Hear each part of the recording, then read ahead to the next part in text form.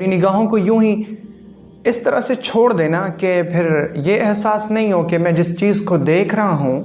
اسے دیکھنا میرے لیے حرام ہے، کہ گناہ تو گناہ ہے، گناہ تو گناہ ہے، لیکن گناہ کا احساس ختم ہو جانا یہ بڑا گناہ ہے۔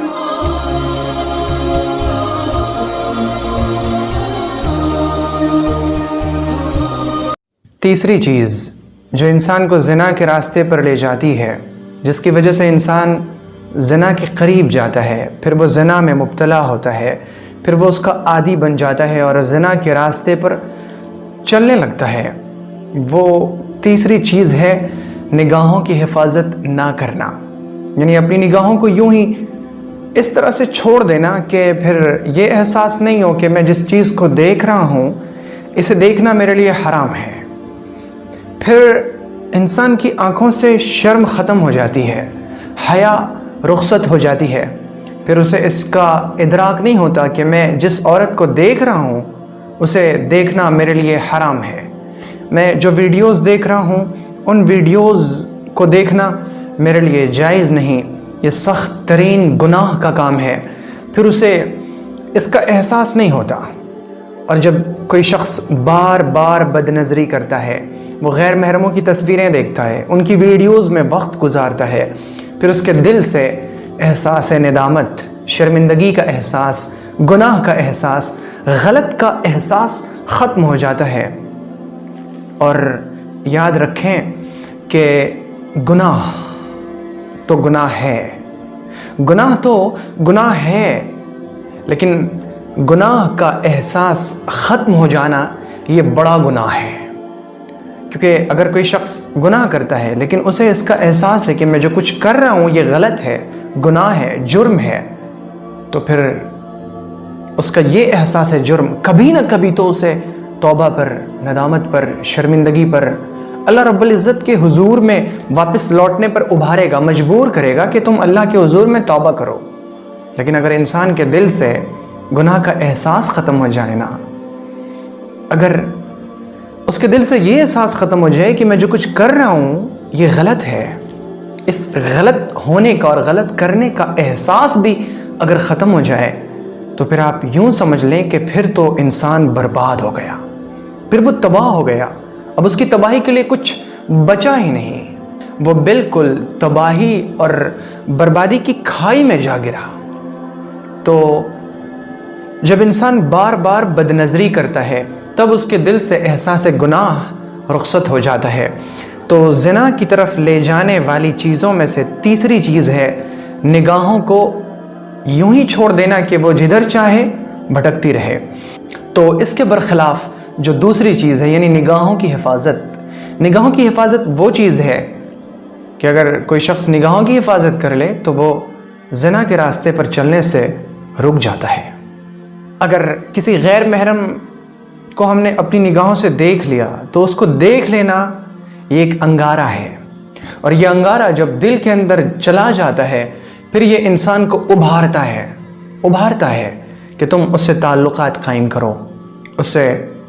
کانٹیکٹ کرو، اس سے بات چیت کرو، اس سے ملاقات کرو، اس کے ساتھ تعلقات قائم کرو۔ تو ان تمام چیزوں پر ابھارنے والی جو سب سے بنیادی چیز ہے وہ ہے نگاہ۔ اور میں نے اس سے پہلے بھی بہت بار عرض کیا ہے کہ یہ جو آنکھیں ہیں یہ انسان کے دل میں کھلنے والے دروازے ہیں، اور جو چیز ان دروازوں کے ذریعے سے دل میں اترتی ہے وہ دل میں اپنی جگہ بنا لیتی ہے۔ تو زنا کے راستے پر چلنے سے بچنے کے لیے ضروری یہ ہے کہ ہم ہمیشہ اپنی نگاہوں کی حفاظت کریں۔ اور ذرا غور کیا جائے اللہ تعالیٰ نے کیا فرمایا، شرمگاہوں کی حفاظت کے تعلق سے اللہ تعالیٰ نے جب احکام دیے تو اللہ تعالیٰ نے فرمایا قُلْ لِلْمُؤْمِنِينَ يَغُضُّوا مِنْ أَبْصَارِهِمْ وَيَحْفَظُوا فُرُوجَهُمْ۔ اے نبی صلی اللہ علیہ وسلم آپ ذرا ایمان والوں سے فرما دیں کہ یہ اپنی نگاہیں نیچی رکھیں اور اپنے شرمگاہوں کی حفاظت کریں، یعنی شرمگاہوں کی حفاظت کے لیے نگاہوں کو نیچی رکھنا ضروری ہے، اور نگاہوں کو نیچی رکھنے کا حکم صرف مردوں کے لیے نہیں ہے بلکہ یہ عورتوں کے لیے بھی ہے۔ اور ویسے تو جب بھی اللہ تعالیٰ قرآن پاک میں کوئی حکم دیتا ہے تو وہ حکم اہل ایمان کے لیے اگر عام ہو تو اس میں عورتیں اور مرد سبھی شامل ہوتے ہیں۔ اللہ تعالیٰ نے قرآن میں فرمایا نماز قائم کرو، تو مردوں کو بھی حکم ہے کہ نماز قائم کریں، عورتوں کو بھی حکم ہے کہ نماز قائم کریں۔ اللہ نے فرمایا کہ زکوٰۃ ادا کرو، تو مردوں پر بھی زکوٰۃ فرض ہے، عورتوں پر بھی زکوٰۃ فرض ہے۔ اللہ نے فرمایا کہ حج کرنا ضروری ہے، تو مردوں پر بھی ضروری ہے، عورتوں پر بھی ضروری ہے۔ اسی طرح جب اللہ تعالیٰ نے یوں فرمایا کہ ایمان والوں سے کہہ دیں کہ اپنی نگاہیں نیچی رکھا کریں، تو اس میں آٹومیٹکلی عورتیں بھی شامل تھیں۔ مردوں کو بھی نگاہوں کو نیچے رکھنے کا حکم ہے تو عورتوں کو بھی نگاہیں نیچے رکھنے کا حکم ہے، لیکن اللہ تعالیٰ نے بطور خاص عورتوں کو حکم دیا وَقُلْ لِلْمُؤْمِنَاتِ يَغْضُضْنَ مِنْ أَبْصَارِهِنَّ وَيَحْفَظْنَ فُرُوجَهُنَّ۔ اے محمد صلی اللہ علیہ وسلم، آپ ذرا ایمان والی عورتوں سے بھی فرما دیں کہ یہ بھی اپنی نگاہیں نیچی رکھیں، اپنی نگاہیں پست رکھیں، اپنی نگاہوں کو جھکی ہوئی رکھیں اور اپنے شرمگاہوں کی حفاظت کریں۔ تو یہ نگاہوں کی حفاظت ایک ایسی چیز ہے کہ اللہ تعالیٰ نے صرف ایک عام خطاب نہیں فرمایا کہ سبھی لوگ اپنی نگاہوں کی حفاظت کر لیں، بلکہ مردوں کو الگ حکم دیا گیا، عورتوں کو الگ حکم دیا گیا، کیونکہ یہ حکم بہت اہم تھا۔ اسی لیے اللہ تعالیٰ نے مردوں کو الگ حکم فرمایا اور عورتوں کو الگ حکم فرمایا۔ جب انسان کسی عورت کو دیکھتا ہے تو اس عورت کو دیکھتے ہی سب سے پہلے اس کے دماغ میں ایک وسوسہ آتا ہے،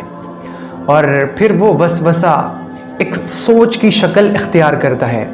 اور پھر وہ سوچ انسان کا ارادہ بنتا ہے، پھر وہ ارادہ شہوت میں بدل جاتا ہے، اور جب انسان کے اوپر شہوت سوار ہو جائے تو پھر وہ اس کام کو کرنے کا پختہ ارادہ کرتا ہے، پھر اس کے لیے پلاننگ کرتا ہے، منصوبے بناتا ہے، پھر اس کا دماغ طرح طرح کی چیزیں سوچتا ہے، میں اس کا فون نمبر کہاں سے حاصل کروں، میں اس سے کیسے رابطہ کروں، کیسے کانٹیکٹ کروں، اور پھر ذریعے تلاش کر کر کے اس تک پہنچنے کی کوشش کرتا ہے، اور پھر جب اس تک پہنچ جاتا ہے تو ہزار طرح کے جھوٹے وعدے چلتے ہیں، اور ایک لمبی گفتگو کا سلسلہ، پھر راتوں کی نیندیں قربان کی جاتی ہیں، قسمیں کھائی جاتی ہیں، جھوٹے وعدے کیے جاتے ہیں، اور پھر انسان زنا کرتا ہے، اور پھر اسی وادی میں بھٹکتا رہتا ہے۔ تو سب سے بنیادی چیز اس زنا کے دروازے کو بند کرنے کے لیے وہ ہے آنکھیں۔ اگر ہم نے آنکھوں کے ان دروازوں کو بند کر لیا تو زنا کا راستہ خود بخود بند ہو جائے گا۔ اللہ تعالیٰ نے جب زنا سے منع فرمایا تو یوں نہیں فرمایا کہ تم زنا مت کرو، بلکہ اللہ نے فرمایا لا تقربوا الزنا، زنا کرنا تو بہت دور کی بات ہے، تم زنا کے قریب بھی مت آؤ، اور زنا کے قریب بھی مت آؤ یعنی تم اپنی نگاہوں کی حفاظت کرو، اپنے سوچ کی، اپنے فکر کی، اپنے خیال کی، اپنے دل کی، اپنے دماغ کی، ان کی حفاظت کرو، اس میں زنا کا خیال بھی نہ آئے، شہوت تم پر سوار نہ ہونے پائے۔ تو اللہ تعالیٰ نے زنا کے قریب جانے سے بھی منع فرمایا ہے۔ اور اگر کوئی انسان یہ سوچے کہ میں اس عورت سے بات کروں گا، میں اس سے ملاقات کروں گا، میں اس کے ساتھ زنا نہیں کروں گا، تو پھر اسے یاد رکھنا چاہیے کہ جو انسان کی شہوت ہے،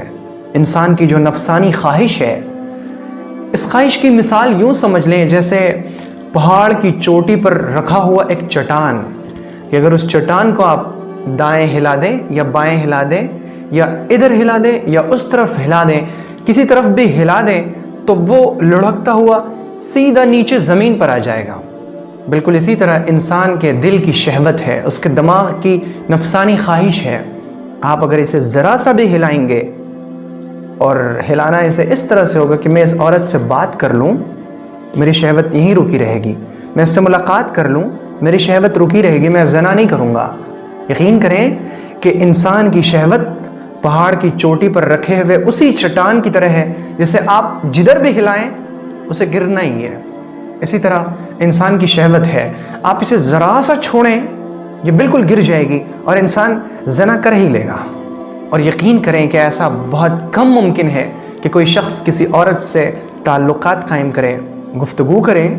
ملاقات کرے، بات چیت کرے اور پھر گناہ کے کام نہ ہوں، ایسا بہت کم ممکن ہے۔ جبھی تو اللہ تعالیٰ نے فرمایا لا تقربوا الزنا، زنا کے قریب بھی مت جاؤ۔ اور زنا کے راستے پر لے جانے والی یہ جو چیز ہے نا، نگاہوں کو چھوڑ دینا، نگاہوں کی حفاظت نہ کرنا،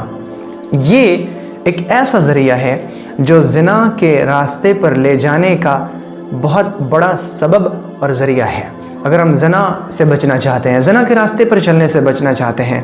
تو ہمیں اپنی نگاہوں کی حفاظت کرنی ہوگی، ان بندوں میں شامل ہونا ہوگا جن کے بارے میں اللہ نے فرمایا انہم فتیۃ آمنوا بربہم وزدناہم ہدی، یہ وہ نوجوان ہیں جنہوں نے اپنے رب پر ایمان لایا، ہم نے ان کی ہدایت میں اضافہ کر دیا۔ جب ہم نگاہوں کی حفاظت کریں گے تو ہم ان نوجوانوں میں شامل ہوں گے جن کے بارے میں پیغمبر صلی اللہ علیہ وسلم نے فرمایا شاب نشأ فی عبادت ربہ، ایسا نوجوان جس کی جوانی اللہ کی عبادت اور اس کی اطاعت و فرما برداری میں گزری ہو۔ آئیے عرش کے سائے میں جگہ پانے والے نوجوانوں میں شامل ہونے کی کوشش کرتے ہیں، کوشش ہم کرتے ہیں، نتیجہ اللہ دے گا۔ اگر آپ کو یہ ویڈیو پسند آئی ہو تو ویڈیو کو لائک کریں اور شیئر کریں، اور چینل کو سبسکرائب کرنا ہرگز نہ بھولیں۔